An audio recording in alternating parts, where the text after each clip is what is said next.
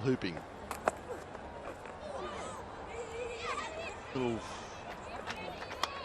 there they get through for bye. Nice tonight. Threads the needle, Wolvaardt. Just timed out to the rope.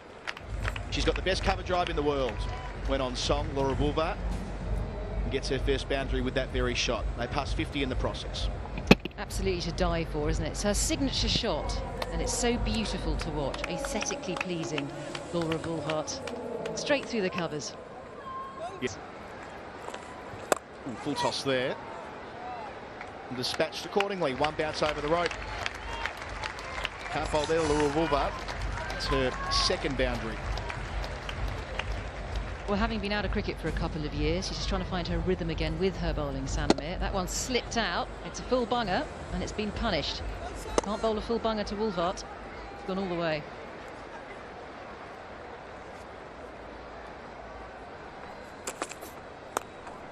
Up and over. No, it's not. Put down. Look to go up and over. Harry Chan there in the gully. There for that very shot. Maybe backward point rather than gully, so in a position where she's looking to cut off the one, but Wolvaardt tried to get it over the top towards the rope, and instead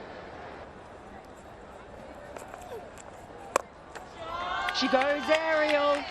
This time she does find the boundary. Beautiful shot. That one straight out of the Laura Wolvaardt playbook. It looks brilliant when she does it. Barmy Army, 97 for 3. Let's have another look at this.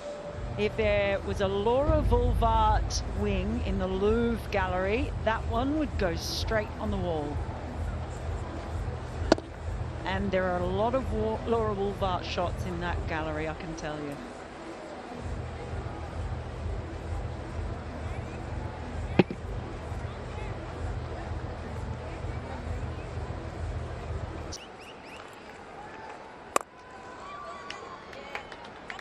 Another lovely shot, but there's protection in the deep. A misfield though. And it will be another boundary in a pretty messy way, unfortunately. Yeah, it's 7 off the over already. It's a lovely shot, really just strong muscle. I really like what Avery's done within this, managing. catches the call, but it's over the top, and it's 4 more for Wolvaardt. Her 5th boundary. Through the hands. Let's take a look back. It was hit with some force. Not quite with the elevation she wanted. And, yep, it is through the hands. To captain Sanamir, who's bowled 3 eventful overs and should have a catch as well. The second time. Here's the leggy.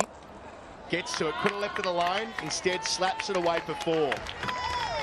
Wolvaardt, measured risk, we could say there. Had she left it alone, it would have been signalled a wide almost certainly. Instead, Wolvaardt moves into the 40s. She's hit 6 boundaries. Watching it back. Yeah, it's the kind of thing you take on if you're in form. She sort of danced one way and then the other. That's how good her footwork is. She can change direction like that.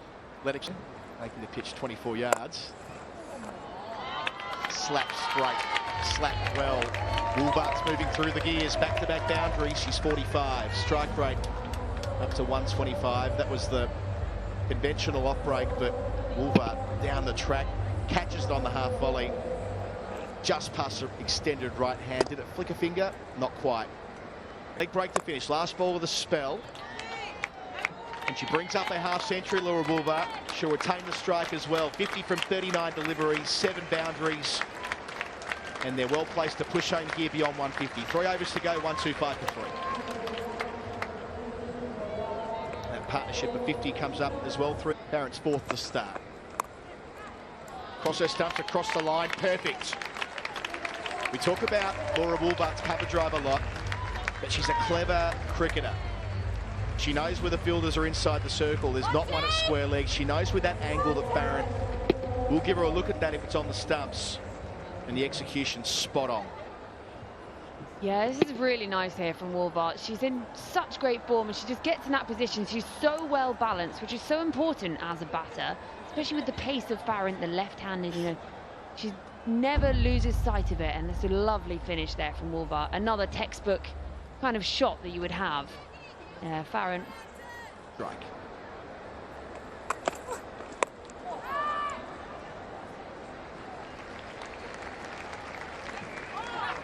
Creeps into the rope. It did hang in the air. It didn't sound like it came out in the middle of the bat. Bit of a top edge. But I mentioned before, no fielder behind square on the leg side. Too much work for Villani to do. 2 boundaries already in the over. It's the off-pace ball running her fingers down the seam, and yeah, shank, but it's enough. Wolvaardt into the 60s. Yeah, and when things are going your way, they're going your way, aren't they? You know, at least Villani is such a class fielder. If anyone was going to get to it, it would have been her, but she just couldn't quite get there. Farron despairing. And these two are motoring. Fantastic from Wolvaardt. Either side of the deep mid-wicket. That's her 10th boundary, and the vast bulk of those have come in the last 2.5 overs. Again, just sensing there might be the slower ball coming, waiting in the crease, staying dead still before the ball arrived. And the contact, well, speaks for itself. Crashed it away. The other side on strike. Oh, top edge, got to take this. Of course it was taken. Tash Farron, good fielder, ran in front of Chan to make sure of it.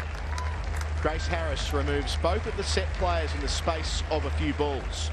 Wolvaardt completes her innings on 65 from 45. Did enjoy some luck along the way, but trying to whack through the onside. Out towards Farron, takes the catch. Harris in the game. Yeah, that's a 3rd wicket for Grace Harris today. We've had a caught and bowled. She's on 3 for 22 here. It's going along really nicely. But Barmy Army, 142 for 5 as Laura Wolvaardt walks off for 65.